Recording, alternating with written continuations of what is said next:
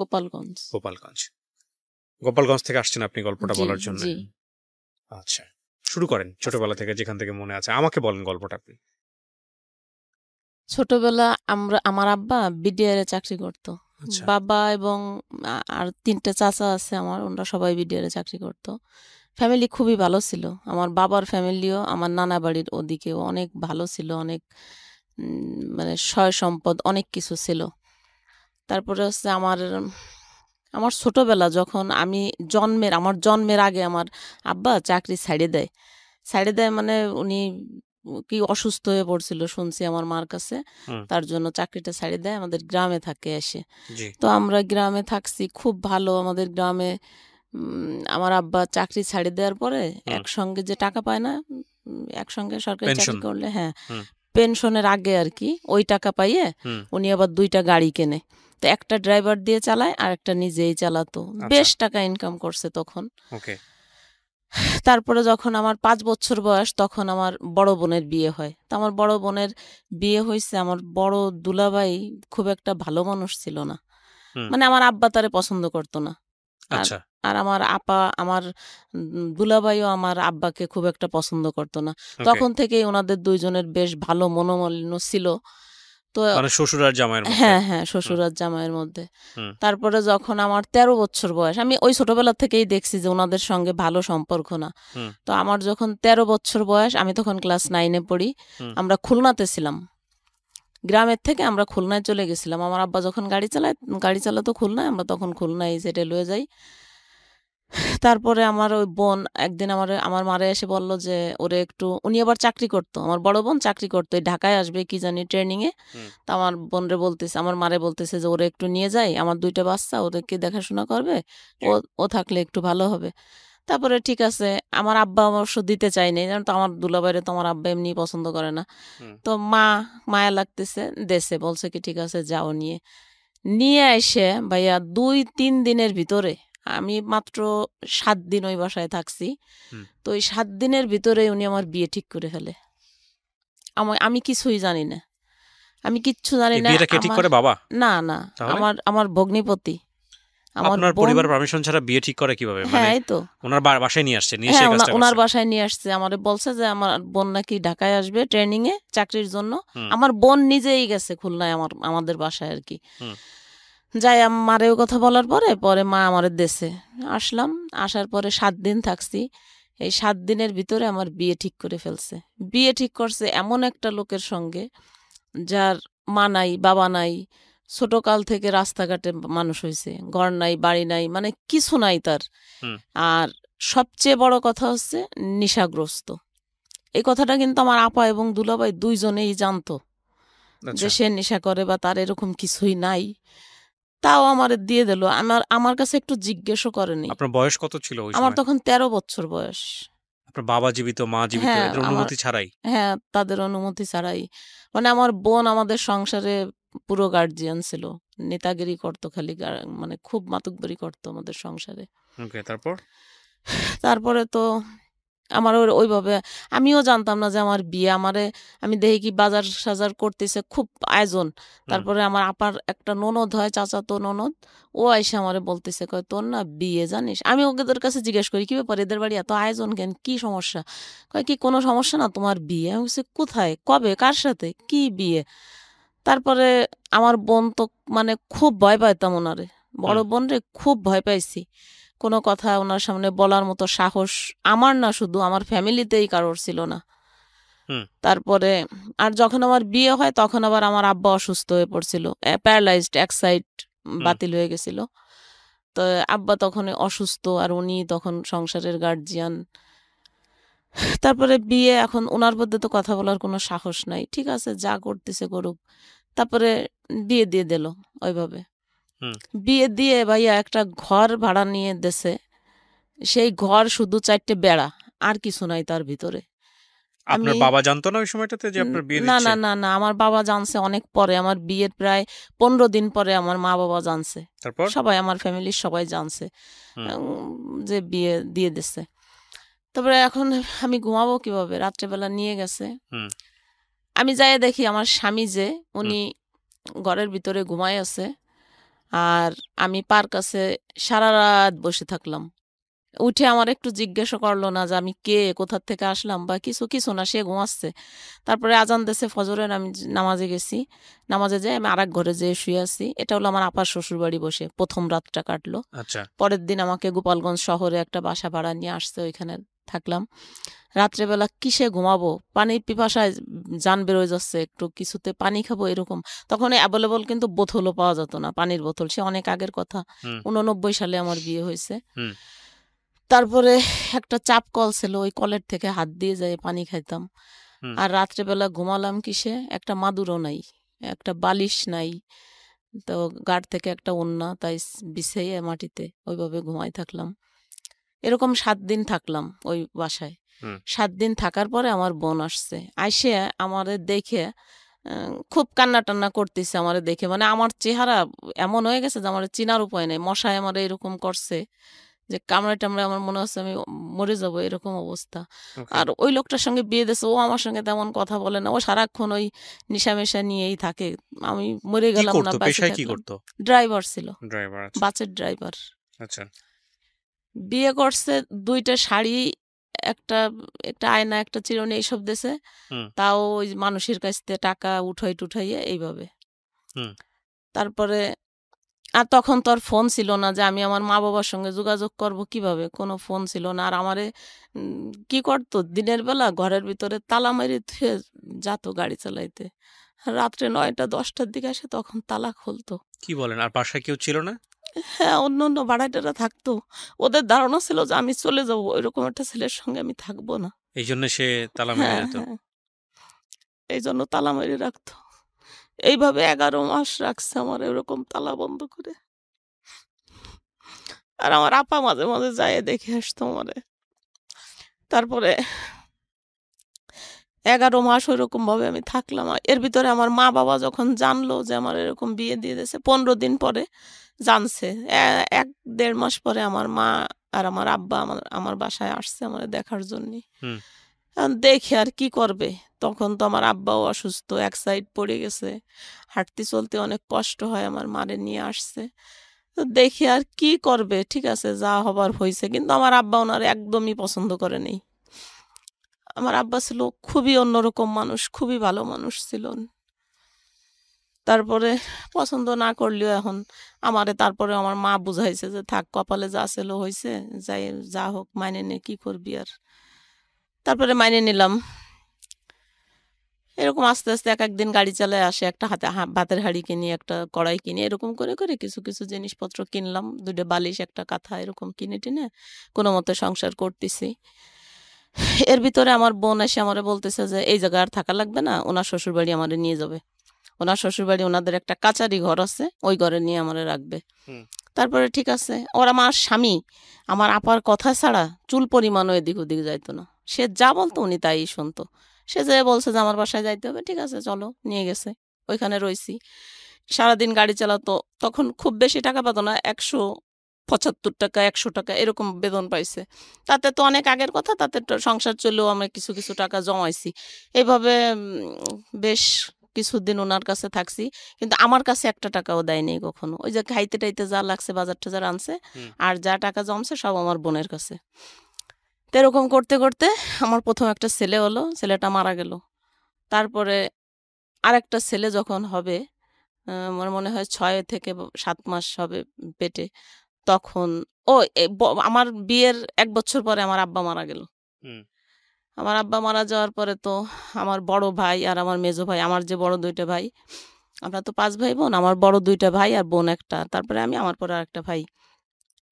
তো এই যে, যে আমার বড় ২ টা ভাই, এই ২ ভাই মিলে, মেজোটা একটু কম, বড়টা বেশি। হুম। আমাদের যা কিছু ছিল, সংসারের টাকা-পয়সা, ধন-সম্পদ, গাড়ি-বাড়ি, সবকিছু তছনছ বেচে কিনে, মানে কি যে করছে সে নিজেও আমরা জানি না কেউ। অথচ এই যে, যে বাড়ি বিক্রি করছে, গাড়ি বিক্রি করছে, সব টাকার ভাগ কিন্তু আমার মেজো ভাই, আমার বড় ভাই, আমার বড় আপা, আমার বড় বোন, এরা সবাই পাইছে। এদেরকে দেছে। কিন্তু আমারে আর আমার ছোট ভাইরে কিচ্ছু দেয়নি। আপনার বাবা? আমার বাবা তো তখন নাই। কে দেয়নি এটা? আমার বড় ভাই ২ জন যে, আচ্ছা। আমার বড় বোন, এই ৩ ভাই বোনে মিলে আমাদের যত সম্পদ ছিল সব নষ্ট করছে। বড় হুম। ভাই বেশি করছে, বড় বোন বেশি না। বাড়িটা শুধু বড় বোন বিক্রি করছে। আর গ্রামে ধানের জমি থাকে না? হুম। এই জমি ছিল অনেক আমাদের, প্রায় ৩০ বিঘার মতো। এইগুলো সব আমার ভাই বিক্রি করছে। তো তখন এক পর্যায়ে আমাদের সংসার এমন অবস্থা যে এখন আমার মা না খেয়ে মারা যায়। এরকম পরিস্থিতি হয়ে গেল আমার ৩ টে ভাই থাকতে। আমার ছোট ভাইটা তখন ছোট। ও কোথায় গেছে? ও হারায় গেছে। ওরে খুঁজেও পায় না কেউ। তারপরে এরকম করতে আমার বড় বোন গ্রামে অনেক টাকার দিনা হয়ে গেল। আচ্ছা। অনেক টাকার দিনা হয়ে গেছে। তখন আমার ছেলেটা পেটে, বাচ্চা হবে। আমি তো উনার বাড়িতেই থাকি। তো উনি আমারে বলতেছে কি যে উনার স্বামী আবার তখন চিটাগাং থাকতো। হুম। বলে কি, "আমি চিটাগাং চলে যাব। আমি অনেক টাকার দেনা হইছি। এখন এই সবাই দেনাদাররা খুব চাপ দিচ্ছে। আমি আর এখানে থাকতে পারব না। তো তুই এখন কি ব্যবস্থা করবি কর। কোথায় যাবি, কি করবি কর।" তখন আমি কি অবস্থা, আমি মানে দিশাহারা হয়ে গেছি। আমি কি করব এখন? আমার এই অবস্থা। আমার বোন গেছে নভেম্বরের ২৫ তারিখে, ডিসেম্বরের ৪ তারিখে আমার ছেলে হইছে। তাহলে হুম। বোঝেন ৯ দিন পরে তখন আমার অবস্থা কিরকম। তারপরে আমি কোনো উপায় না পেয়ে যাইয়ে আমার বড় ভাইরে ধরলাম যে, "দাদু, আপনি হচ্ছে একটা ঘর ভাড়া নেন। আমার এখন এই অবস্থা। আমি একটু সুস্থ হই, তারপরে দেখা যাবে একটা কিছু করব।" তখন আমার স্বামীরও চাকরি নাই। হুম। ওই নেশা-টেশা করে। দেখে ওই ড্রাইভার একবার অ্যাক্সিডেন্ট করছে। পরে মালিক নামায় দিছে। আর ওরে গাড়ি-টাড়ি দেয় না। হুম। তো এরকম স্ট্যান্ডে ঘুরে বেড়ায়। কেউ একটা কাজ করালো, ৳২০ দিল। এইভাবে চলতিছে। আর আমিও ওরকম কষ্ট করে চলি। তারপরে আমার বড় ভাই একটা ঘর নিল। ওইখানে আমার ছেলেটা হইল। ছেলে হওয়ার পরে ১.৫ মাস আমি আমার ভাইয়ের বাসায় থাকলাম। হুম। তারপরে বললাম কি যে, "ঠিক আছে তাহলে" উনিই বলল যে, "ঠিক আছে চলো আমরা এখন আলাদা একটা বাসা নেই ছোটখাটো দেখে।" আমরা ঠিক আছে বাসা নিলাম একটা ছোট দেখে। তো বাসা মানে কি, একজনের বাড়ি এলি রান্না করে, সেই রান্নাঘরের এক পাশেও রান্না করে, আরেক পাশে ছোট্ট একটা ঘর, ৳১৫০ ভাড়া। হুম। তখন আমি ওই রুমে যেয়ে থাকলাম, ওই রান্নাঘরের একটা পাশে আরকি। আমার ছেলেটারে নিয়ে ওইখানে উঠলাম। তো উঠার পরে ওই করে না, ও কাজ করে না কোনো। স্ট্যান্ডে যায় ঠিকই। যখনই ওর নিজের নেশা করার টাকাটা হয়ে যায়, তখন আর সে কোনো ইনকাম তখন আর সে থাকে না, স্ট্যান্ডে চলে আসে। হুম। আর আমি ওরকম না খেয়ে খাইয়ে থাকি, কান্নাকাটি করি। মানে খুবই কষ্ট করি যে কি বলবো, যে আমি এমন দিন গেছে যে আমি ৩ দিনেও একবেলা ভাত পাইনি, ভাত খাইনি। ওরকম না খেয়ে পড়ে থাকতাম। আর বাচ্চাটা এমনভাবে কাঁদতো, বিরক্ত করতো, ওরে কিছু খাওয়াইতে পারি নাই। তো এরকম করতে বাচ্চারা যখন একটু হাঁটা শিখছে, ঐরকম কষ্ট ২ বছর করছি। ২ বছর পরে ছেলে যখন হাঁটা শিখছে, এখন তো ও একটু খাইতে পারে, খাবে। এখন কি করব? কোনো উপায় দেখি না আমি। আর মানুষের কাছে চাওয়া চাই, ভাই আমার ভীষণ খারাপ লাগতো, নিজেরই খারাপ লাগতো যে আমরা সারা জীবন আমার বাপরে দেখছি, আমার আব্বা সারা জীবন মানুষেরই দান করছে। হুম। সবাইরে সবকিছু দেছে, আর আমি সেই ঘরের মেয়ে হয়ে আমি কিভাবে মানুষের কাছে হাত পাতবো, আত্মীয় স্বজনের কাছে যাই হাত পাতবো, আমি চাই না। আমার আত্মীয় স্বজন কিন্তু সবাই অনেক পয়সাওয়ালা, অনেক, কেউ গরিব না। আমি কারোর কাছে লজ্জায় যেতাম না, কারোর সঙ্গে কোনো যোগাযোগও করতাম না, ওইভাবে থাকতাম। প্রিয় শ্রোতা, আমরা এই জায়গাটায় ছোট্ট একটা বিরতি নেব এবং বিরতির পর আবারও ফিরে আসবো জীবন গল্পে। যাওয়ার আগে আপনাদেরকে বলতে চাই, ঢাকা এফএম এর আরও একটি ইউটিউব চ্যানেল, যেখানে আপনারা জীবন গল্প এবং সিক্রেটস অনুষ্ঠানের ভিডিওগুলো দেখতে পারবেন। আমাদের এই চ্যানেলটি আপনারা সাবস্ক্রাইব করুন। আমাদের চ্যানেলটির ঠিকানা হচ্ছে www.youtube.com/ilovedhakafm, ILOVE love DHAKAFM। চ্যানেলটিতে গিয়ে আপনারা সাবস্ক্রাইব করুন। আমার এই অনুষ্ঠানগুলোতে যদি আপনি অংশগ্রহণ করতে চান, আমাদেরকে ফোন করবেন। আমাদের ফোন নাম্বারটি হচ্ছে 09611904904। আমি আবারও বলছি 09611904904। ওকে, ছোট্ট একটা বিরতি। জীবন গল্প,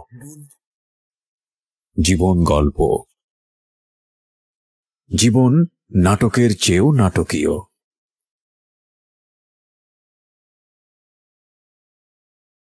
জীবন গল্প। Welcome back once again. প্রিয় শ্রোতা, আপনারা শুনছেন জীবন গল্প। আমি আরজে কিবরিয়া আপনার সঙ্গে রয়েছি। আমার এই অনুষ্ঠানগুলোতে যদি আপনি অংশগ্রহণ করতে চান, আমাদেরকে ফোন করবেন। আমাদের ফোন নাম্বারটি হচ্ছে 09611904904। আমি আবারও বলছি 09611904904। ওকে, আমরা যেখানটায় ছিলাম তারপর। তারপরে একদিন ডিসিশন নিছি যে ছেলে কাইন্দে মরে যাচ্ছে ভাতের জন্য, কি করব আমি, কোনো উপায় না পাই আমি ডিসিশন নিছি যে আজকে আমি মরিয়েই যাব। তারপরে আমাদের বাড়ি এলে ওটা আবার টের পাইছে, আমরা যে বাসায় ভাড়া থাকতাম ওই আপা আমারে খুব ভালোবাসতো। হুম। তো উনি টের পাইয়ে আমারে বললো কি, দেখ এটা কোনো জীবন না, তুই মরে যাবি, ছেলেটারে কি করবে। আমার দুলাভাইরে বলতাম, আমার আপারে যদি বলতাম যে এরকম কষ্ট, কি করব, আপনারা এরকম বিয়ে দিয়ে দিয়েছেন, তাদের কথা ছিল একটাই যে ঠিক আছে বিয়ে দিয়ে দিছি, খারাপ হয়েছে, ছেলের এতিমখানায় দিয়ে দাও আর তুমি আসো, তোমারে আবার বিয়ে দিয়ে দেই। হুম। কিন্তু আমার দ্বারা কি তাই সম্ভব যে আমার ওই দুধের বাচ্চা ওইটা আমি এতিমখানায় দিয়ে আমি ফিরে বিয়ে করব? এরকম মন মানসিকতা আমার কখনোই ছিল না। তারপরে ওই আপার বুদ্ধিতে আমারে বলল যে ঠিক আছে মানুষের কাছে হাত পেতে চল, কয়দিনই বা চলা যাবে, চল তোরে একটা কাজ ধরাই দেই। তা উনার বাড়িতেই ব্যাচেলাররা থাকতো। তা জি। বলল কি যে ঠিক আছে তুই এদের রান্না করে দিস, ওরা তোরে মাসে খাইতেও দেবে, টাকাও দেবে। ঠিক আছে, কিচ্ছু করার নাই। একই বাড়ির ভিতরে আমরা ভাড়া থাকি, ওরা আলাদা ঘরে আমরা আলাদা ঘরে, এইভাবে। ওকে। হ্যাঁ, না সাবলেট না, মানে একই বাড়ির ভিতরে আলাদা আলাদা ঘর আর কি, হুম। টিনের ঘর আলাদা আলাদা। জি। তো ঠিক আছে আমি রাজি হয়ে গেলাম ওনার কথায়, কি করবো এখন, ছেলেটারে বাঁচাইতে হবে। হুম। রাজি হয়ে যাওয়ার পরে তো আমি কাজ কাজ প্রথম যেদিন কাজে যাই, আমি বিশ্বাস করবেন না যে আমি পরে তাদের সামনে যাব এরকম একটা কাপড় আমার ঘরে ছিল না। ও। আমি একটা পেটিকোট আমার খুব ভালোভাবে মনে আছে যে আমি নেভি ব্লু কালারের একটা পেটিকোট সাদা কাপড় দিয়ে 7টা তালি মারছি।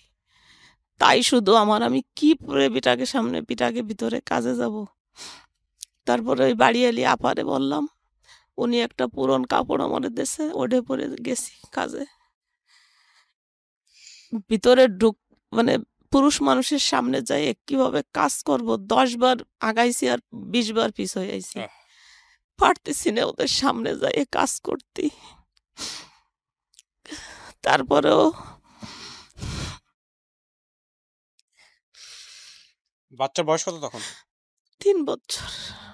3 বছর। একটা তো মারাই গেছে হয়ে। হ্যাঁ, প্রথম ছেলেটা মারা গেছে। হাজবেন্ড তখন কি করে? কিছু করে? কিচ্ছু করে না। ঘরে বসে থাকে? ওরে আমি পা ধরে কাঁদছিলাম ভাইয়া, বলছিলাম কি দেখো আমি তোমার কাছে মাছ মাংস খাইতে চাই না, শুধু একটু আলু একটু লবণ দিও, তাই দিয়ে আমি খাইয়ে ঘরে থাকবো, তবু আমি পুরুষ মানুষের ভিতরে কাজ করতে যাইতে পারবো না।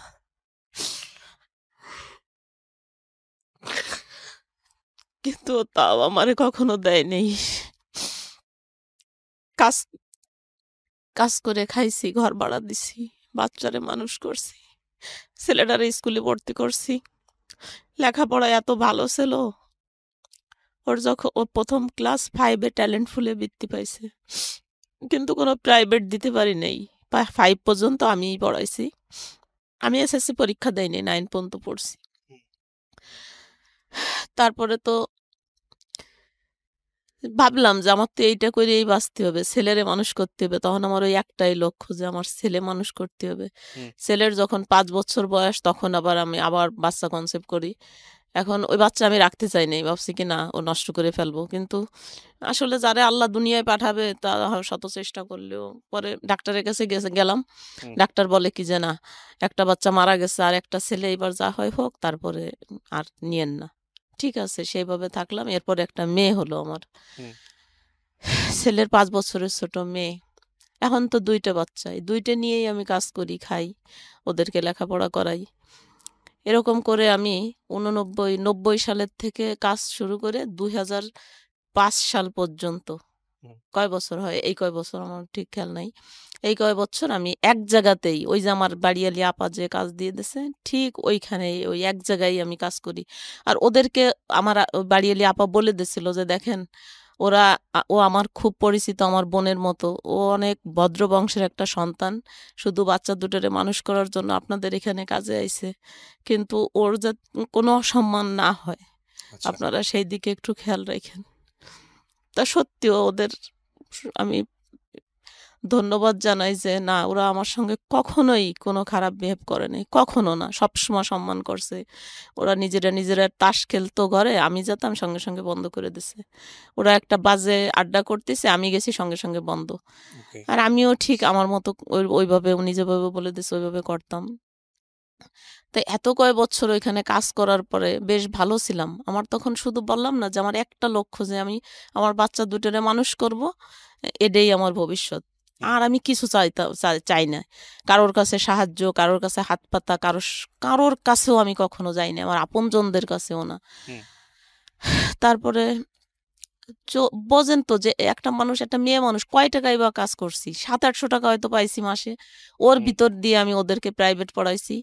নিজে ভাত রান্না করে ওদের ওই ভাতের যে মারটা হয় ওইটা আমি খাই আসতাম। আর যে কটা ভাত আমি বাগে পাইছি আমার 2 বেলা খাইতে দিত, 1 বেলা দিত না। সকালে দেয়নি, দুপুরে আর রাত্রে 2 বেলা ভাত দিচ্ছে আমারে খাইতে। হুম। ওই ভাতটা বাসায় এনে বাচ্চা দুটোরে খাওয়াইয়ে যদি কখনো থাকছে একটু নিজে মুখে দিছি, না থাকলে না দিছি। এরকম না খাইতে খাইতে একদিন রাস্তায় ঘুরে পড়ে গেছি। তারপরে ওইখানে একটা মহিলা হোটেল করতো আমাদের বাসার পাশেই। ওই মহিলাটা আমারে ধরে নিয়ে ওনার ঘরে ডাইকে নেছে। নিয়ে আমারে ভাত দিছে। কয়, "সত্যি কথা কত, কয়দিন খাইস নে?" বলতাম না কারোর কাছে, ভীষণ লজ্জা লাগতো। তারপরে এই যে 2005 সালে ওই ম্যাচে নতুন একটা লোক আসলো। জজ কোর্টে চাকরি করে, ভালো একটা পোস্টে। হুজুর টাইপের, হুম। অনেক সুন্দর, এত বড় দাড়ি, কপালে দাগ হয়ে গেছে নামাজ পড়ে। 5 ওয়াক্ত নামাজি। আর এমনিও আমি একজন মুসলমান, ও 5 ওয়াক্ত নামাজি। আমি এমনি শ্রদ্ধা করতাম অনেক। কিন্তু আমার ওই টাইপের কোনো মন মানসিকতা ছিল না যে তার সঙ্গে আমার কিছু হবে বা কিছু, এরকম না। হুম। কিন্তু ওই লোকটা জানি না ও কি ভাবতো। আমারে ঐরকম এর ভিতর আরেকটা ঘটনা আছে। এই যে যখন এই লোকটা আসবে তার কিছুদিন আগে আমার ছোট ভাইটা, অনেকদিন পরে আমার ছোট ভাইটা আসে, খুঁজে পাই আরকি। হুম। আসার পরে ও বলে কি, "আপা, আমি হোটেলের কাজ জানি। তুই যদি আমার একটা দোকান দিয়ে দিস তাইলে আমি এইখানে একটা দোকানদারি করলে তাইলে তোর ছেলে-মেয়েও ভাতের কষ্ট কম পাবে। এরকম একবেলা খাস, 2 বেলা না খেয়ে থাইস, এটা তো আমারও খারাপ লাগে দেখলি। হুম। তা তুই যদি পারিস তাহলে আমার একটা দোকান দিয়ে দে।" তারপর বললাম যে, "ভাই দেখ, আমার কাছে তো কোনো টাকা নাই। আমার একটা চেন আছে, একটা কানের তা আছে আমার আব্বার দেওয়া। তো ঠিক আছে, তুই যদি করিস তাহলে আমি এই 2 টা দরকার হলে বিক্রি করে দেবো। এই টাকায় যদি হয় তাহলে তুই কর।" কয়, "হ্যাঁ, ওই টাকাই হবে, তুই দে।" তারপরে আমি ওইগুলো বিক্রি-টিক্রি করে ওরে একটা হোটেল দিয়ে দিলাম। তা আলহামদুলিল্লাহ ওরে হোটেল দেওয়ার পরে ও নিজেও অনেক কর্মশীল। কর্ম মানে খুব কষ্ট করতে পারে, কর্মঠ। হুম। তো ওর ওই হোটেলে বেশ ভালো, আজকে ভালো কালকে আরো ভালো, তা এরকম করতে করতে দিন দিন ভালোই উন্নতি হচ্ছে। উন্নতি হইতে হইতে এখন আমারও বলতেছে যে, "আপা, আমার তো আসলে ওর বউ একা এইসব কাজ করে পারে না। অনেক কাজ, একটা হোটেলে তো বোঝেনি কত বাটা কোটা, রান্না বান্না, পানি ধরা, তো অনেক কাজ। তুই যদি একটু হেল্প করিস তাইলে আমার একটু সুবিধা হবে। তোরে আমি টাকা দেবো।" আমি বলছি, "আচ্ছা ঠিক আছে, আমি তো টাকাই খুঁজি। ঠিক আছে, আমি করব।" ওদের ওইখানে 3 বেলা রান্না করছি। আর সারাদিন রাত 1টা পর্যন্ত আমার ভাইয়ের ঘরে কাজ করছি। হুম। তা বাইরে ঘরে কাজ করার পরের থেকে আল্লাহর রহমতে আর ভাতের কষ্ট পাই নাই। 3 বেলা 3 জনেই সুন্দরভাবে খাইছি। আর ভাই যে টাকা দিছে আর ওদের ওইখান থেকে আমি 700-800 টাকা পাইছি। এই দিয়ে আমার ছেলে-মেয়ের লেখাপড়া খরচ, ঘর ভাড়া চলছে। এভাবে চলতেছে বেশ ভালো আছি, অনেক ভালো আছি আলহামদুলিল্লাহ। আমি করি যে না, আমি ভালো আছি। আমার ছেলে তখন 7 এ পড়ে। হুম। যখন এই লোকটা আসলো 7 এ পড়ে। এখন এই লোকটা আমার ওই কাজ দেখে শুধু আফসোস করতে মরিয়েই যায়। যে এই মেয়েটা কেন এত কষ্ট করবে? এইরকম একটা ছেলের সঙ্গে এরে কেন বিয়ে দিল? এই যে আমাদের যে বাড়িয়ালি, এই বাড়িয়ালি আপা আর ওনাদের বাড়ি এক জায়গায়। মোকশেদপুরে একই জায়গায় ওনাদের বাড়ি। তো উনাদের আগের পূর্ব পরিচয় আছে উনাদের সঙ্গে। তো ওই আপার সঙ্গে যায় খালি উনি সবসময়ই করে। আর আমারে এতটা দরদ দেখায়, এত মায়া দেখায় হুম। যে ভাবা যায় না। যে এই ভদ্রলোক। হ্যাঁ, এই ভদ্রলোক। মানে উনার সবকিছুতেই একটু বাড়াবাড়ি। আমার কাছে মনে হয় যে বাড়াবাড়ি। তারপরে আমি একদিন ওনারে বললাম যে, "ভাই, আপনি না এরকম করেন না। আপনি এরকম করলে আসলে তো এগুলো আমরা এই জায়গায় অনেক ভাড়াটিয়ারা একসঙ্গে বসবাস করি। আর তাছাড়া আমার ছোট ভাই বউরে আমি বাঘের চেয়ে বেশি ভয় পাই। ও যদি কোনো ক্রমে এইগুলো দেখতে যায়, আমি আমি রান্না করতেছি, আপনার কাজ আমি করব। মাংস আনলে উনি কাইটে দেবে। চলা আনতো উনি গুছাই দেবে। আমারে ওইগুলো করতে দিত না।" তা আমি বলছি, "কেন এরকম করবেন কিসের জন্য? এরকম করলে তো আসলে আমার এই জায়গায় কাজ করা হবে না। আর আমি কাজ না করলে তো আমার বাচ্চা 2 টা না খেয়ে মারা যাবে। তা আপনি এরকম করেন না।" কিন্তু না, সে আমার কোনো কথাই শুনতো না। সে ঐরকমই করত। হুম। তারপরে হঠাৎ একদিন আমারে প্রস্তাব দিছে।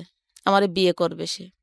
বিয়ে করবে আমি অবাক হয়ে গেছি কি কয় আমারে বিয়ে করবে কেন আমি কি বলছি কারোর কাছে আমার স্বামী আছে এখনো স্বামী যেরকমই হোক তবুও তো আমার সঙ্গে আছে সে তো আমার ছাড়ি যায়নি আমিও তারে ছাড়ি নেই একসঙ্গে আছি ওরকম স্বামী ওই স্বামী দিয়ে কি করে যে 1 টাকা ইনকাম করে দেয় না রাতের পর রাত বাইরে থাকে সারাদিন থাকে না এরকম অনেক বিভিন্ন দেখায় যে এরকম স্বামী ওরকম স্বামী আমি বলছি থাক আল্লাহ যা লাগছে কপালে তাই হয়েছে তবুও আমি কোনোদিনও আর মেয়েদের দ্বিতীয় বিয়ে কেন জানি আমার খুব ঘৃণা লাগতো আমার খুবই খারাপ লাগতো এটা আমি কখনো করব না আর আমার যদি সেই ধরনের মন মানসিকতা থাকতো তাহলে তো আমি বিয়ের বাচ্চাও হতো না বিয়ের 1 মাস পরেই আমি চলে যাইতে পারতাম কিন্তু আমার তো ওরকম মন মানসিকতা না যে ঠিক আছে আল্লাহ আমার কপালে যা লাগছে আমি তাই নিয়েই থাকবো এরকম কিন্তু ও আমারে এত ডিস্টার্ব করতো সব দিক দিয়ে খালি বলতো কি ঠিক আছে কাজ কি বিয়ে করা লাগবে না তাহলে কাজ বন্ধ করে দিতে হবে আবার কাজ করতে পারবেন না কাজ করেন না তখন আমার সাথে আপনি আপনি করে কথা বলে আপনি কাজ করেন না আপনি কেন কাজ করবেন আপনি কি হোটেলে কাজ করা মেয়ে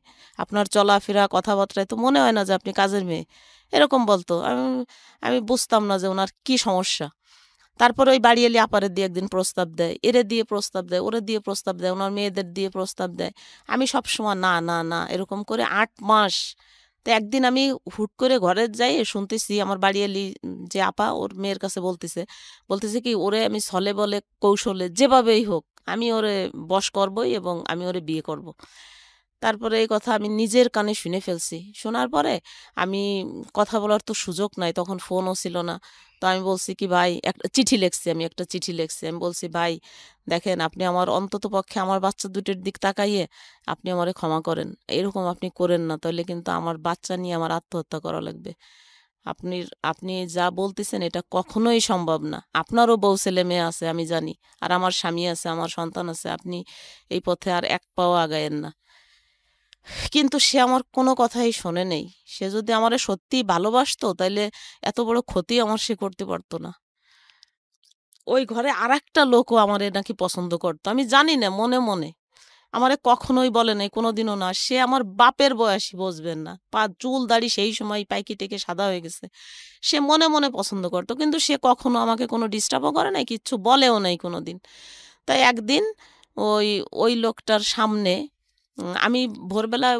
ওই বাসায় গেছি সকালে নাস্তা রান্না করার জন্য ওই দিন শুক্রবার ছিল ঘরে শুধু ওই 2টা লোকই ছিল তাই ওই লোকটা ওই বুড়ো লোকটা বাথরুমে গেছে আর উনি একা উনি কোরআন শরীফ পড়তেছে আমি যাই দেখি কোরআন শরীফ পড়তেছে তা আমারে দেখে কোরআন শরীফটা বন্ধ করে বালিশের উপর রাখি আইসেই আমারে ধরে বইছে যেই ধরে বইছে আর এখন আমি কি করব আমি পাগল হয়ে গেছি আল্লাহ কি করে তারপরে ওই যে লোকটা বাথরুমে গেছে ওনাদের ঘরেরই একজন মেম্বার উনি আবার ওই মুহূর্তেই এসে পড়ছে সবগুলো ব্যাচেলর থাকতো হ্যাঁ ব্যাচেলর থাকতো সবাই তারপর তারপরে উনি ওই দৃশ্য দেখছে এরপরে তো আমি বলছি যে এখন আমি খুব রাগ হয়ে গেছি আমার এত কষ্ট লাগছে যে আমি এত বছর যাবত এখানে কাজ করি আমার কখনো এরকম হয় নাই। কোনো একটা বদনাম নাই আর কখনো আমার এরকম হয় নাই আর এই লোকটা এত বিশ্বাস করি ওনারে এত ভালো বলি সবার কাছে যে নামাজ কালাম করে আমার খুব ভালো লাগে কিন্তু সেই লোকটার ভিতরে এইরকম শয়তানি ও আমারে আমি ওরে তুই তুই করে তখন বলছি আমি বলছি শোন তোরে আজকের দিনের ভিতর আমি এইখান থেকে তাড়াবো ওই যে ঘরের যে মালিক যে আমার যে নেছে কাজে ওই ভাইয়ের কাছে আমি বলছি যে আমি ওই ভাইয়ের কাছে বলে দেবো আজকে যে তুই আমার সঙ্গে এরকম ব্যবহার করছিস তারপরে আমার হাতে জানি কি ছিল ওই রান্নার কি জানি আমি ফ্লোরে ফেলাই টেলাই দিয়ে বেরোয় আসতে যাচ্ছি কিন্তু ওই লোকটা তো দেখেই ফেলছে আর বেরোয় আসতে যখন যাচ্ছি তখন উনি আমার পা জড়ায় ধরে আল্লাহর কসম করে বলতেছি ভাইয়া যে আমার এমন মেজাজ খারাপ হয়েছে আমি বলেই দেবো সবার কাছে কিন্তু ওই লোকটা আমার পা জড়ায় ধরে আমারে বলতেছে আমারে যদি মারার ইচ্ছে থাকে আপনি আমারে নিজের হাতে মারেন তবুও আমারে অপমান করেন না আপনার পা ওই লোকের সামনেই ওই লোকের সামনেই আমারে অপমান করেন না আর এইটা যদি আমার অফিসে জানাজানি হয় তাহলে আমি আত্মহত্যা করব হ্যাঁ এরকম বলতেছে প্রিয় শ্রোতা আমরা এই জায়গাটায় ছোট্ট একটা বিরতি নেব এবং বিরতির পর আবারও ফিরে আসবো জীবন গল্পে যাওয়ার আগে আপনাদেরকে বলতে চাই ঢাকা এফএম এর আরও একটি ইউটিউব চ্যানেল যেখানে আপনারা জীবন গল্প এবং সিক্রেটস অনুষ্ঠানের ভিডিওগুলো দেখতে পারবেন আমাদের এই চ্যানেলটি আপনারা সাবস্ক্রাইব করুন আমাদের চ্যানেলটির ঠিকানা হচ্ছে www.youtube.com/ilovedhakafm ILOVE love DHAKAFM চ্যানেলটিতে গিয়ে আপনারা সাবস্ক্রাইব করুন আমার এই অনুষ্ঠানগুলোতে যদি আপনি অংশগ্রহণ করতে চান আমাদেরকে ফোন করবেন আমাদের ফোন নাম্বারটি হচ্ছে 09611904904 আমি আবারও বলছি 09611904904 ওকে ছোট্ট একটা বিরতি জীবন গল্প, জীবন গল্প, জীবন নাটকের চেয়েও নাটকীয়।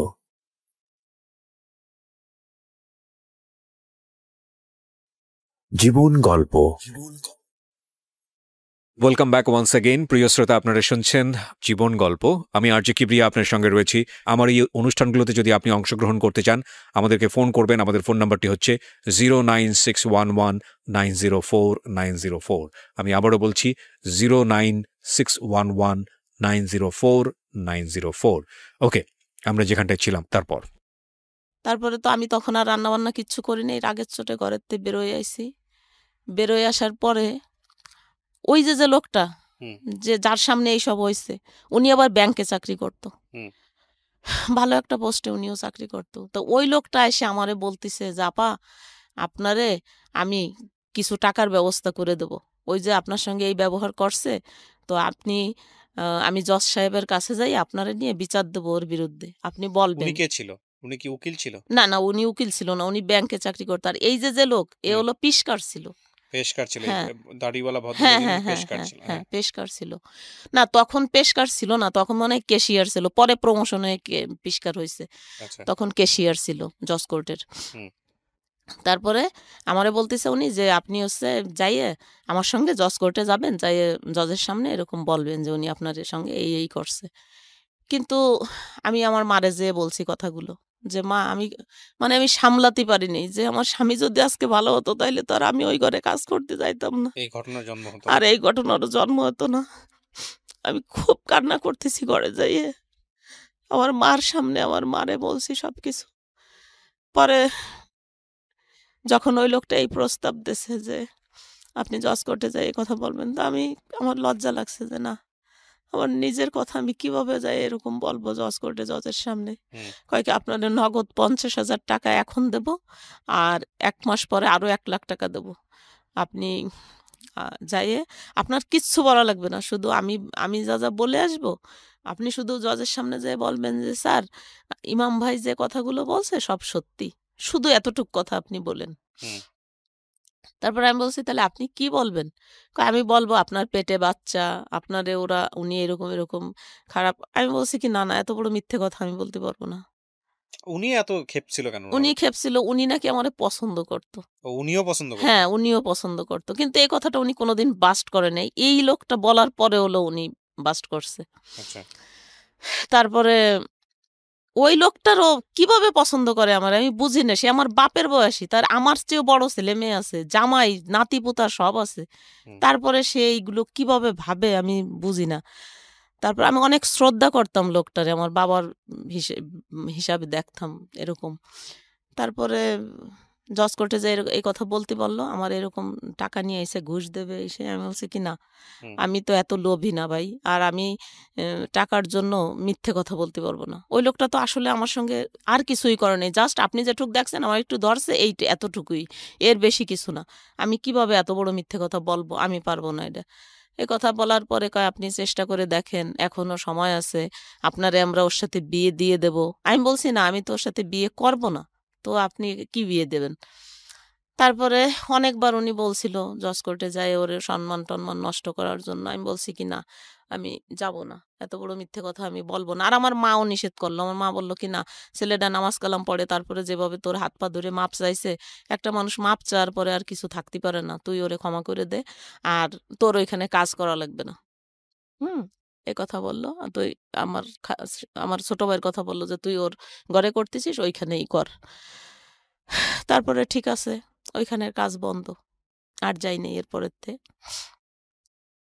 আর এই ঘরে কাজ করতেছি, আমার ভাইয়ের ঘরে। তারপরে আমার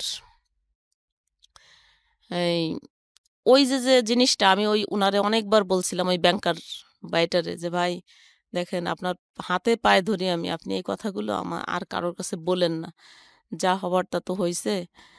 আমি তো আপনাদের এখানে কাজ ছাড়িয়ে চলেই যাচ্ছি, তাইলে তো ওর সঙ্গে আমি তো আর জীবন আপনার ঘরের দরজায়ও আসবো না, তাইলে তো আর আমারে কিছু বলতে পারবে না। তো কিন্তু থাকে, এই জিনিসটা চাপা থাক, এটা বলার দরকার নেই, আমার ছেলে মেয়েরা এখন বড় হয়েছে। তারপরে উনি কিন্তু আমার সেই কথাটা শোনে নেই। উনি যাইয়ে আমার ভাই ভাবি মানে বাড়ির যত লোক ছিল সবার কাছে উনি এই কথাটা বলে দিছে। ওহো! ভাইয়া বিশ্বাস করেন যে আমার তো এখানে কোনো দোষ ছিল না, তাই না? তো আমি ওইখানের কাজটা তো ছাড়িয়েই দিয়ে আসলাম। হুম। আমার শেষ আশ্রয় আমার ভাইয়ের ঘর। আমার ভাইও আমারে ওই সময় বের করে দিল। বের করে দিছে। একবারও একটু জানতে চাই নাই যে আমার কতটা দোষ আর আমি কত অসহায়। আমারে যদি ওই মুহূর্তে বের করে দেয়, আমি ২ টা বাচ্চা নিয়ে কোথায় যাব? কি খাবো? ওদেরকে কি খাওয়াবো? এটা চিন্তা করে নেই। ট্রু। আমারে যখন ঘরেতে বের করে দেয় তখন আমার কাছে ৳১০ ছিল। আপনার হাসব্যান্ড তখনও কিছু করে নাই? না, তখনও কিচ্ছু করত না। তারপর? তারপরে ওই ৳১০ আমি কি করব? ২ টা বাচ্চারে ২ পাশে নিয়ে মাঝখানে আমি শুয়ে ওদের জড়ায় ধরে বুকের ভিতরে এত জোরে চিৎকার করে কাঁদছি আর শুধু আল্লাহরে বলছি, "আল্লাহ, সারা জীবন সৎভাবে থাকলাম, সততা নিয়ে চলছি। মানুষ মেসে কাজ করে ভাত ফেলাই দেয় আর আমার ২ টা বাচ্চারে আমি ৩ বেলা খাওয়াইতেও পারি নাই। এই এই আমার সততার পুরস্কার।" এরকম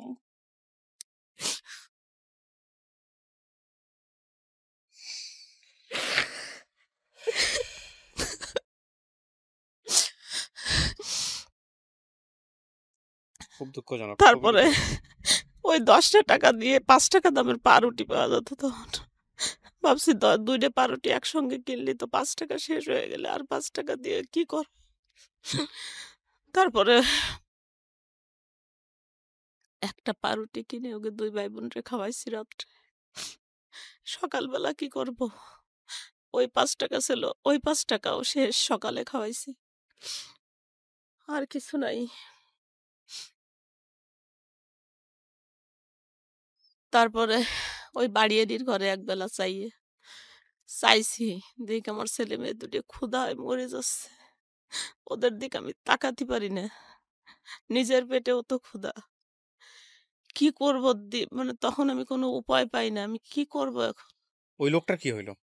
হ্যাঁ, ওই লোকটা তখনও ঐরকমই আছে। হুম। তারপরে যখন এরকম তখন ওই বাড়িয়ালির কাছে আমি যাইয়া রাত্রিবেলা কাঁদছি অনেক, "আপা, আমি এখন কি করব? আমার ভাই তো আমারে বাইর করে দিছে। ঘিন্নায় আমার মুখই দেখবে না।" হুম। কয় কি, যখন বদনাম শোনার দিন ছিল, বিয়ের আগে বা বিয়ের পরে, তখন জীবনে কোনোদিন কিছু শুনি নাই। আর এখন এই বয়সে ২ টা ছেলেমেয়ে, ছেলে ক্লাস 7 এ পড়ে। এখন এই কি কথা? মানে এই ওরা সহ্য করতে পারেনি। "তোরা আগে করিস নাই কেন? আগে কত তোরে আমরা বলছি যে বিয়ে দেব, তুই কখনো রাজি হইস নাই। আর এখন এই বয়সে এইরকম ছেলেমেয়ে বড় হয়ে গেছে। এখন এগুলো কি শুনলাম?" এই হলো ওর ঘিন্না আমার ভাইয়ের। হুম। আমার ভাইও খুব নামাজ কালাম করে, এগুলোও পছন্দ করে না। তারপরে বের করে কি যাওয়ার এখন আমি বাড়িয়ালির সঙ্গে যে আলাপ করলাম যে, "আপা, আমি এখন কি করব এখন?" আপনার হাসব্যান্ডের বাসায় ছিলেন না আপনি? হ্যাঁ, তাহলে ভাই কেন বের করে দিবে? হাসব্যান্ড। হাসব্যান্ড হাসব্যান্ড বের করে দিছে মানে ঘরের থেকে বের করে না, আমার ভাইয়ের ঘরের থেকে। আমি যে কাজ করি ওর ঘরে, ও ও কাজের থেকে বের করে দিল। আচ্ছা। তো এখন আমি তো ওকে আপন ভাই ছিল? হ্যাঁ, আমার আপন ছোট ভাই। আপন ছোট ভাইয়ের ঘরে আপনি কাজ করতেন, হ্যাঁ, ওইখান থেকে ও টাকা দিত? হ্যাঁ, হ্যাঁ। আল্লাহু ওই আকবার! দোকানটা আবার আমার গয়না বিক্রি করে যাই হোক, দিয়ে তারপর? দিছিলাম। তারপরে তো ওই ভাইয়ের ওই আমি এখন এখন আমি ঘর ভাড়া দেবো কি দিয়ে? আমি হুম। তো বাইরে ঘরে কাজ করি, টাকা দেয়, আমি বেতন পাই, আমার ছেলেমেয়ের লেখাপড়ার খরচ দেই, ঘর ভাড়া দেই, খাই ওর ঘরে। হুম। তো আর ওই যে কাজটা, ওটা তো ওই গ্যাঞ্জামের পরে আমি এমনিতেই নিজের থেকেই ছাড়িয়ে দিয়ে চলে আসলাম। হুম। যে ভাই যা দেবে ওতেই চলবে। তারপরে আমি এই জায়গায় অসৎভাবে এ জায়গা থাকবো না। এই অসৎ লোকের কাছে এরকমভাবে চলে আসলাম। পরে ওই বাড়িয়ালি আ বলল ওই লোকটারে, এই হুম। পিসকাররে, যে, "আপনি দেখেন তো কি একটা কাজ করলেন। আর আপনার জন্য এখন ও বলতেছে যে ওর বাচ্চাদের নিয়ে ও মারা যাবে। ওর তো কোনো উপায় নাই। আর এই গোপালগঞ্জ শহরে আমাদের সবাই চেনে। আমি তো বাইরে যেয়ে কোনো কাজ করতে পারব না। হুম। আর বাইরে কি কাজ করব আমি? লেখাপড়া জানি না। এসএসসিও পাস করি নাই। এসএসসি পরীক্ষা দিতে চাইছিলাম কিন্তু ওই লোকটা আমারে দিতে দেয় নাই। হুম। সবাই বুদ্ধি দিত যে স্কুলে পাঠালি চলে যাবে এই সেই, এইজন্য আর আপনার লেখাপড়া হাসব্যান্ড দিতে করায়নি। দেয় নাই? হ্যাঁ। তারপরে উনারে যখন এসব বলল, তখন উনি বলল কি, "আপা, ঠিক আছে, আমার জন্যই যখন ওর এত বড় ক্ষতি হইছে, ওর কাজ নাই, ছেলেমেয়ে নিয়ে এরকম না খেয়ে মরে যাচ্ছে, তাহলে আপনি এক কাজ করেন, আমি ওরে বিয়ে করব, দেখেন এখন ও রাজি হয় নাকি। এখন তোর কোনো উপায় নাই, এখন তো রাজি হওয়াই উচিত। তারপরে ওই বাড়ি এলে এসে আমার অনেক বোঝাচ্ছে, অনেক, যে দেখ ওই ছেলেটারে আমি চিনি, ও অনেক ভালো। তাই বলছি ভালো, তো ও আমার সঙ্গে এরকম করলো, ওর তো বউ ছেলে মেয়ে আছে, ও কেমন ভালো, তাহলে আবার বিয়ে করতে চাই, কি হুম, ভালো আপনার কাছে? কয় কি না, ওর বউর হলো প্যারালাইজড, এক সাইড প্যারালাইজড না, জাস্ট ও অসুস্থ ছিল, ডাক্তারের কাছে নেছে, ডাক্তার নাকি কি ভুল ট্রিটমেন্ট করে এরকম বিছনায় পড়া। তো তো ছেলেটা অনেক ভালো। আর আমি দেখছি খুব ভালো, সত্য কথা বলে, নামাজ কালাম করে, এইটুক দেখছি আর কি। হুম, বাড়ি কি আছে না আছে তা তো আর জানি না। তারপরে এইসব বলার পরে বাড়ি এলে এরকম বোঝাচ্ছে, আমি একবার এক মনে করে ঠিক আছে রাজি হয়ে যাই। এখন কি করবো তাহলে, ছেলে মেয়ে নিয়ে কি মরে যাব? আর ছেলে 7 এ পড়ে ওর, আর ছেলেটা ক্লাস 5 এ ট্যালেন্ট ফুলে বৃত্তি পাইছে, মেয়েটা এত ভালো ছাত্রী। আমার ছেলে এবং মেয়ে দুইটাই ক্লাস 1 থেকে 10 পর্যন্ত ওদের এক রোল ছিল, হুম, কখনোই ক্লাসে দ্বিতীয় হয়নি। এত ভালো ছাত্র, আর এত সুন্দর চেহারা আমার বাচ্চা দুইটার, হুম, যে না দেখলে আসলে বিশ্বাস করা যায় না। দুইটা ছেলে মেয়েরই এত সুন্দর দেখতে, এত সুন্দর মেধা। তা আমি হুম, কিভাবে এখন ওদের লেখাপড়া চালাবো? আমি কি করব? আমি দিশাহারা হয়ে গেছি, কোনো উপায় নাই। একটা মেয়ে অসহায় হইলে যা হয় আর কি। জি, স্বাভাবিক। তারপরে এখন আমি বলছি কি যে ঠিক আছে, আমার বোন, আমার ওই আপা বলতেছে যে দেখ, ও আর যাই হোক বেইমান না, ও যাই করুক কিন্তু তোরে কোনোদিনও ফেলবে না, হুম, তোরে ও রাখবে। আর তোর আর ছেলে মেয়ে বড় হচ্ছে, এখন কিভাবে চলবি তুই? আর তোর ভাইও তো তোরে বের করে দিল, হুম। আর তো কেউ কোনো সাহায্য সহানুভূতি করে না, তাহলে কি হাসব্যান্ড করবি? কোথায় তখন? হাজব্যান্ড সাথেই, হাজব্যান্ড তো কি হাজব্যান্ড, ও সকালবেলা যাবে, রাত 12টার সময় ঘরে, আসলে আসলো, না আসলে নাই। আইসে একটু খাইছো নাকি খাও নেই, কোনোদিন জিজ্ঞেসও করে নেই ছেলে মেয়েরে। ও আইসেই ওর নিশা নিয়ে ব্যস্ত। কি দিয়ে নেশা করতো? গাঁজা খাইতো, গাঁজা। হ্যাঁ, এগুলোর কোনো ভ্রুক্ষেপ নাই তার? না না, এগুলো কোনো ভ্রুক্ষেপ নাই। এগুলো ভ্রুক্ষেপ থাকলে কি আমার জীবন আজকে এই পর্যায়ে আসে? তারপরে কি হলো? কি করলেন? তারপরে এরকম করে করে একবার মনে মনে ভাবি যে রাজি হয়ে যাই, আবার ভাবি কি না, কিভাবে সম্ভব, আমার ছেলে মেয়ে কি ভাববে, হুম, আমার আত্মীয় স্বজন কি ভাববে, আমার ফ্যামিলিতে কারো কোনো মেয়ের ২ বিয়ে নাই। আমি কি করব? আর এদের নিজের অভাব, না খাওয়ার যন্ত্রণা, ছেলেমেয়ের মুখের দিকে আর তাকাতে পারি না। আমার ছেলে যেদিন বৃত্তি পরীক্ষা দিতে গেছে ভাইয়া, একদিনে ২ টা পরীক্ষা হইছে। হুম। আমার ছেলে যখন ৫ টার সময় পরীক্ষা শেষ হইছে, রাস্তার উপর ঘুরে পড়ে গেছে ক্ষুধার যন্ত্রণায়। ক্ষুধার যন্ত্রণায়। সকালবেলা ১ গ্লাস পানি শুধু জুটছে, খাওয়াই দিছি। কটা ভাত খাওয়াই দিতে পারি নাই। তো এই ছেলেমেয়ে নিয়ে এখন আমি কি করব? কোনো তারপর? উপায় না দেখে তারপরে আমি এক পর্যায়ে রাজি হয়ে গেলাম। ও তারপরে আমি বললাম কি, "আপা, আমি কেন জানি বিশ্বাস হয় না আমার, যে ছেলে মানুষ তো আমার কেন জানি বিশ্বাস হতে চায় না।" তারপরে ওই কথা আবার ওর কাছে ওই আপা বলছে ফোনে। উনার আবার ফোন ছিল, আমার ফোন ছিল না। হুম, তো বলছে, বলার পরে কয়, "ঠিক আছে, কিভাবে বললে বিশ্বাস করবে? আপা, আমি আপনার বাসায় আসতেছি।" আপার বাসায়, আপার ঘরে আইছে রাত ২টা বাজে। আর ওই আপা আমারে আইছে ডাকতে। আইসে আমারে ডাইকে নিয়ে গেছে। আমি গেছি, যাই দেখি উনি উনার ঘরের ভিতরে বসা। হুম, তারপরে আমারে দেখে অমনি দৌড়ই যেয়ে অজু করে আইছে বাথরুমেতে। হুম, অজু করে এসে কোরআন শরীফ বুকের ভিতরে নিয়ে বলতিছে যে, "আমি তোমারে অনেক পছন্দ করি। আমি কোনো লাভে, কোনো লোভে, কোনো স্বার্থের জন্য না। তোমার মতো একটা ভালো মেয়ে আমি দেখছি এত কয় মাস যাবৎ, যে তোমার অনেক সুনাম। আজ ১৩ বছর তুমি এক জায়গায় কাজ করো। তোমার অনেক সুনাম শুনছি আমি। তো আমি এত একটা ভালো মেয়ের জীবন এরকম নষ্ট হয়ে যাক, এটা আমি চাই না। তো আমি কোনো চাহিদা নাই আমার। আমি শুধু তোমারে বিয়ে করব, আর তোমারে আমি টাকা দেব। তুমি তাই দিয়ে ছেলেমেয়ে মানুষ করবা, তুমি খাবা। তোমার করা লাগবে না, কাজ করা লাগবে না।" হুম। এই কথা বলল কোরআন শরীফ ছুঁয়ে ওই আপার সামনে, যে আমি কখনো ওরে ফেলবো না। সারা জীবন ওর ওর সঙ্গে থাকবো। এরকম মেলা কিছু বলল। বলার পরে ঐদিন আমার মনটা একটু, চলে যাচ্ছে নিজের কাছ থেকে তা নিয়েও কোনো হ্যাঁ, চিন্তা নাই? কোনো সুখ দুঃখ নাই। যায় যাক, থাকে থাক, ইচ্ছে। কোনো ব্যাপার না। ইন্টারেস্টিং। তারপরে ডিভোর্স দেওয়ার পরে আমারে বলল যে, "ঠিক আছে, তাইলে এখন তো আর বিয়ে করা যাচ্ছে না। ৩ মাস ১৩ দিন হবে।" তারপরে তখন আমি চলে গেলাম আমার বোনের বাসায়। হুম, বোনের বাসায় যেয়ে ৩ মাস থাকলাম, ৪ মাস থাকলাম। ৪ মাস পরে আসার পরে বিয়ে হলো ওর সঙ্গে। বিয়ে হওয়ার পরে আমি 6 বছর। এই বিয়ে হওয়ার পরেই আমারে আবার বলল কি যে আমি বললাম যে, "না, আমার ছেলে-মেয়েরে আ ওর কামাই দিয়ে আমি মানুষ করব কেন? আমারে সে বিয়ে করছে, আমার দায়িত্ব সে নিতে পারে। কিন্তু তাই বলে তো আমার ছেলে-মেয়ে না।" হুম। তারপরে আমি ঢাকায় চলে আসি। ঢাকায় এসে একটা ছোটখাটো একটা চাকরি নিছি। যাই হোক, সে মালিকটা ম্যাডাম খুবই ভালো মানুষ ছিল। আমাকে অনেক সাহায্য করছে। তার সাহায্যে আমার ছেলে এসএসসি ফার্স্ট ডিভিশনে মানে পাস এ করে। প্লাসে, হ্যাঁ, এ প্লাস পেয়ে পাস করে। তারপরে এই ঢাকা কলেজে তারে ভর্তি করি। মাশাআল্লাহ। এইখান থেকে ইন্টার পাস করলো। অনার্সে ভর্তি করলাম এই জগন্নাথ বিশ্ববিদ্যালয়। তারপর ওই লোকটা আমাকে মানে ভাইয়া আপনি ভাবতেও পারবেন না যে একটা মানুষ অভিনয় কতদিন করতে পারে। ১৩ বছর আমার সঙ্গে সংসার করছে। ১৩ বছর, ১-২ দিন না। এ ভদ্রলোক। হ্যাঁ, এই ১৩ বছরের ভিতরে আমি একদিনও, আমি না শুধু, আমার ফ্যামিলিতে তো অনেক শিক্ষিত মানুষও আছে, অনেক ভালো মানুষও আছে, অনেক বয়স্ক মানুষ আছে। হুম, সবাই তো জানতো। আমার ফ্যামিলির আস্তে, আস্তে সবাই জেনে গেছিল বিষয়টা। হুম, তো কেউই কোনোদিন বুঝতে পারেনি। সবাই বলত যে, "না, ওর মতো মানুষ হয় না। ও হুম। যে কাজ করছে এটা মানে একেবারে স্বয়ং আল্লাহর সন্তুষ্টির কাজ করে ফেলছে। মানে খুব বড় কিছু করে ফেলছে।"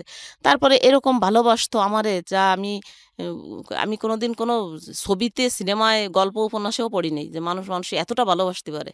হুম। যে এত ভালোবাসতো আর এইরকম খেয়াল করতো আমার।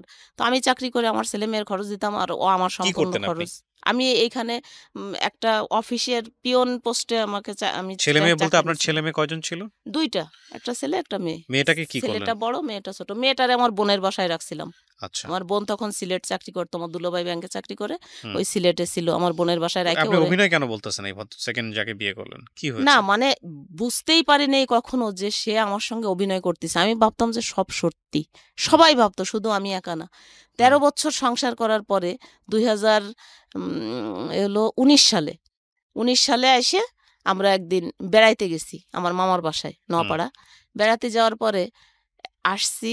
আসার পরের থেকেই আমার একদিন ফোন দিয়ে বলতেছে, "আমার সংসারের সবাই এই সত্য জিনিসটা জানি গেছে। হুম, তোমার সঙ্গে আমার আর থাকা হবে না। হুম। তোমারে আ আল্লাহকে সাক্ষী রেখে তোমারে বিয়ে করছিলাম। আর আল্লাহকে সাক্ষী রেখেই তোমাকে বাদ দিয়ে দিলাম।" এক কথাতেই? এক কথাতেই। কত বছর সংসার করার পরে? ১৩ বছর। তারপর? তারপরে তো এইভাবে বাদ দিয়ে দিল। এরপরে আজ ৪ বছর হয়ে গেছে। একটা ফোনও কোনোদিনও আর করে নাই। আর আমিও আর কোনো বাড়াবাড়ি করি নাই এটা নিয়ে। তারপরে আমার যে কাবিনটা দিছিল, হুম, ১০ লাখ টাকা কাবিন করছিল। হুম, কাবিনের কফিটা ওই এনে দিছিল। পরে আমি ওই কাবিনের কফিটা নিয়ে, আমারে কেউ বুদ্ধি দিয়েছে যে, "আপনি এভাবে হবে কেন? এটা করবেন কিসের জন্য? আপনি যেয়ে কেস করেন, এই করেন, সেই করেন।" তো আমারও খুব খারাপ লাগতো, অনেক খারাপ লাগতো যে আমি কি করব? তারপরে একদিন গেছি একটা ইসের কাছে, যে যারা রেজিস্ট্রি করে না? উনার কাছে গেছি। উনি কাবিনটা দেখে বলতেছে, "এটা দি ভুয়া।" কাবিনটা ছিল ভুয়া। হুম? হুম। তারপরে যাই হোক, তখন আবার ছেলে আ একটা একটা কাজে ঢুকলো। যে কি কাজ? লোড আপনি আমাকে বিকাশ। জাস্ট একটা জিনিস একটু বলেন। আমি গল্পের শেষের দিকে চলে আসছি। আপনার ছেলেটা এখন কি করে? ছেলেটা এখন ওই যে লোড আর বিকাশ আছে, লোড বিকাশ হ্যাঁ। এগুলোর একটা দোকান ছিল ওর। তো ভালোই ইনকাম করতো। আমরা ভালোই চলছি, মোটামুটি ভাবে চলছি ভালোই। কিন্তু আরেক বিশ্বাসঘাতকরে এরকম বিশ্বাস করে আমার ছেলে তার নিজের ভাইয়ের মতো বিশ্বাস করত। হ্যাঁ। ওই বিশ্বাসঘাতক সমস্ত টাকা পয়সা, ইভেন এর ভিতরে আমার মেয়ের ২ লাখ টাকা আছে। আমার মেয়ের ২ লাখ সব আর আমার সব মেরে ছেলের, দিছে। হ্যাঁ, আপনার ছেলে বিয়ে-শাদী করেছে? হ্যাঁ, বিয়ে করছে। একটা বাচ্চাও আছে। আপনার চলে কিভাবে এখন? আমার এখন এখন চলে না। এখন তো আর চলবে কিভাবে? এখন আমার ছেলে পুরো উম মানসিক রোগী হয়ে গেছে। এখন আর আমার চলে না। ওই শোকে এখন আমি ওর পাশে এখানে যদি দাপাই মরেও যাই, ফিরেও একটু তাকাইয়ে দেখে না। আর ওর জন্যে এখন আমার মেয়ের আরও এরকম অশান্তি। আমার মেয়ের মেয়েটারও বিয়ে বিয়ে-শাদী হয়েছে? দিছিলাম। হ্যাঁ, ২ টা বাচ্চা মেয়ের। ২০১৪ সালে আমার মেয়ের বিয়ে হইছে। না, ১৩ সালে জানি। ১৪ সালে আমার স্বামী মারা গেছে, ওই যে আগের আপনি স্বামী। গল্পটা কেন বললেন আজকে রেডিওতে? আমি কি করব ভাই? আমি কিচ্ছু বুঝি না যে আমি কি করব এখন? আমি কিভাবে বাঁচবো? আমি নিজেও অনেক অসুস্থ। আমি যদি একটু সুস্থ থাকতাম তাহলে আমি একটা কাজ-কাম করেও খাইতে পারতাম। এখনো আমার কাজ করা, আমি এমন না যে কাজ পারি না, বা আমার প্রচন্ড কোমরে ব্যথা। আমি আজকে সকাল ৮ টার সময় গাড়িতে উঠছি। আর এখন পর্যন্ত এরকম বসে আছি। আপনাদের এখানে আসছি না, আপনি ৪টায়। জাস্ট আমাকে একটা জিনিস বলেন, সেটা বুঝতে পারছি আপনি অত্যন্ত আমি অসহায় অবস্থায় আছেন। আপনার কিন্তু আপনার এই গল্পটা শুনে মানুষ কি শিখবে? কি গল্পটা শুনে মানুষ একটা জিনিস শিখবে আর একটা সমাধান আমাকে দেবে। এই হলো ২ টা জিনিস। আপনিও আমাকে একটা সমাধান দেবেন। যে আমি তো জীবনে আসলে যা করছি তা তো করছি। যা সত্যি তাই বললাম। আরো তো অনেক ঘটনা আছে এর ভিতরেও, যাই না, হোক সেটা আমিও সময়ে জানি আপনার অনেক ঘটনা আছে, সেটা সংক্ষেপে তোলা সম্ভব বলা নয়। হলো না। হ্যাঁ। তো এই মুহূর্তে এখন আমার ছেলের যে পরিস্থিতি, আমার বউর বেটার বউটা আমার কাছে ছিল। ছেলেটা আমারে নাটা বলে বউডারে পাঠায় দিছে। আমার সঙ্গে কথা বলে না। আমি এর ঘরেতে একটু ভাত, ওর ঘরেতে একটু ভাত। আমি মা, আমি খাইছি। আমি কি মানে ও এরকম কেন হয়ে গেল আমি বুঝলাম না কিছু। এরকম হয়ে গেছে এখন। আর আমি আমি শুধু আপনার কাছে এই একটা কারণেই আসছি যে আমি দেখছি আপনি আপডেট ভিডিওগুলো করেন, তখন আপনার চোখে পানি। অনেকদিন আপনারে আমি কাঁদতে দেখছি। তো আমি ভাবলাম যে অন্যের দুঃখ যার চোখে পানি আসে সে অবশ্যই আমাকে কোনো খারাপ বুদ্ধি দেবে না। আমি আপনাকে কয়েকটা কথা বলি। এটা হচ্ছে যে বুদ্ধি দেওয়ার মতো কিছু নাই। আমি আপনার গল্পটা শুনে, আমি তো আপনার গল্পের একদম ইন ডিটেইল বিস্তারিত জানি না। ১ ঘন্টা ১.৫ ঘন্টা শুনলাম। আপনার কষ্টটা আমি অনুভব করার চেষ্টা করতেছি। হ্যাঁ? তবে এটা ঠিক যে আপনি এই মানে আপনার বিয়ে হয়েছে ১৩ বছর বয়সে। জি। ১৩ বছর বয়স থেকে এখন ৫০ বছর বয়সে আপনি যেটা হ্যাঁ, বলছিলেন। তার মানে এই ৩৭ বছর বয়সে ৩৭ বছর ধরেই আপনি যুদ্ধ করে চলেছেন। তাই হ্যাঁ। না? তো ৩৭ বছর ধরে যদি আপনি যুদ্ধ করে যদি হার না মানা মানুষ হয়ে থাকতে পারেন, তাহলে আল্লাহর উপর তো কখনো বিশ্বাস ছাড়েন নাই। না, ছাড়ছেন? তো আল্লাহর উপর বিশ্বাস না ছেড়ে থাকলে তাহলে আপনি নিশ্চয়ই একদিন না একদিন, আমি মনে করি, যেহেতু আমিও একজন বিলিভার, একদিন না একদিন ধর্মীয়ভাবে যদি চিন্তা করি, একদিন না একদিন আপনার সুখ হবে। এটা হচ্ছে বিষয়। আর আরেকটা জিনিস যেটা, সেটা হচ্ছে যে এই একটা ছেলের, আপনার ছেলেকে যদি আমি ব্যাখ্যা করি, মানে আমি নিজেও তো সংসার টানি, বা আমার নিজেদেরও বাংলাদেশের যেটা হয়, ছেলেমেয়েরা তো পরিবারটাকেই দেখে। তো একটা ছেলের যখন ইনকামের রাস্তা বন্ধ হয়ে যায়, তখন আসলে তার দুনিয়াবে অন্যদিকে কোনো খেয়াল থাকে না। হ্যাঁ? তো ওর যেটা যতদিন হয়েছে, ইনকাম ছিল ততদিন ভালোই ব্যবহার করতো আমার সঙ্গে। কারণ ওর মাথায় হয়তো বা ব্যালেন্স নাই, যদি আপনার কথা ঠিক থাকে। তো সেই জায়গা থেকে আমি যেটা মনে করি যে আপনাদেরকে ধৈর্য ধরতে হবে। আর আজকের এই গল্পটা শুনে প্রিয় দর্শক এবং শ্রোতা যারা শুনতেছেন, তাদের কাছে শুধু একটা কথাই বলবো যে আপনি যখন প্রচন্ড দুঃখে থাকেন, কষ্টে থাকেন, তখন মনে করবেন যে আপনার থেকে অনেক কষ্টে, অনেক অনেক দুঃখে কিছু কিছু মানুষ থাকে, যাদের কাছে বা যাদের দুঃখের কাছে হয়তো আপনার দুঃখটা কিছুই না। সুতরাং কোনোভাবেই হাহুতাশ করা যাবে না জীবনে, যে যখন কষ্টে আছেন, খারাপ অবস্থায় আছেন, যে সৃষ্টিকর্তা আপনাকে কিছুই দেয়নি, সৃষ্টিকর্তা আপনার সাথে অবিচার করেছেন, এই জাতীয় চিন্তা ভাবনা কখনোই মনের মধ্যে আনা যাবে না। না, না। এবং আপনি যে আজকে গল্পটা বললেন, আপনিও বিশ্বাস সেটাই করবেন যে আপনার থেকেও হয়তোবা অনেক কষ্টে অনেক মানুষ আছে। হ্যাঁ? রাস্তাঘাটে কিছু মানুষ পড়ে থাকে, দেখেছেন কখনো? হ্যাঁ, দেখছি। যে মানুষগুলোর সেন্স থাকে না, এইজন্য আমি সবসময় ডাস্টবিনের শুকরিয়া ময়লা তুলে করতাম। খায়। হ্যাঁ, দেখেছেন? আল্লাহ তো আমার ৪ টা হাত পা দিছে। হ্যাঁ। এটা আমি সবসময় শুকরিয়া করি আল্লাহর কাছে। কিন্তু আমি যদি একটু সুস্থ থাকতাম, আমি আপনার জন্য যেকোনো যেটা একটা। করতে পারি, মন থেকে দোয়া করি আল্লাহর কাছে। হ্যাঁ, এটাই হচ্ছে সবচেয়ে বড় কিছু। আর দ্বিতীয় কথা হচ্ছে যে শুকরিয়া আদায়ের কখনোই বন্ধ করা উচিত না। কারণ আল্লাহ আপনাকে এর চাইতেও খারাপ অবস্থায় নিতে পারেন। সুতরাং এতটুকুতেই আপনি শুকরিয়া আদায় করেন। এই হচ্ছে বিষয়। আর একটা কথা হচ্ছে যে সব ধর্মে এটা বলে যে বিশ্বাস হারানো পাপ। আপনি যদি সৃষ্টিকর্তার উপর থেকে বিশ্বাস সরিয়ে ফেলেন যে না, আমার দ্বারা না, না, কিছুই তা তো হবে না, সম্ভবই না। তাহলে আপনার আর কোনো গতি নাই। মানে সেই